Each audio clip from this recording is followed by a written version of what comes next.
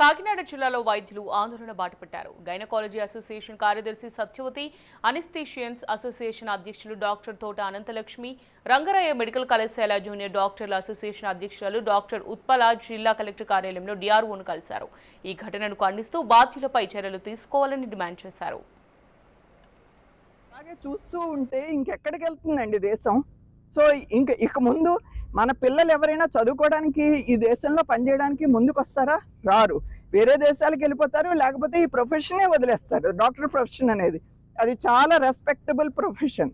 So ఇది మా డాక్టర్లకి సపోర్ట్గా మిగతా సంఘాలన్నీ కూడా అండ్ వాలంటరీ ఆర్గనైజేషన్స్ అందరూ సమిష్టిగా, మహిళా సంఘాలు అన్ని సమిష్టిగా కృషి చేసి దీన్ని ప్రభుత్వం దృష్టికి తీసుకెళ్ళి దీనికి సొల్యూషన్ తీసుకొచ్చి అండ్ వీళ్ళు ఇమ్మీడియట్ గా వాళ్ళందరినీ ఎవరైతే ఇది అక్యూజ్డ్ ఎవరైతే చేశారో వాళ్ళందరికీ కఠినంగా శిక్షించాలి.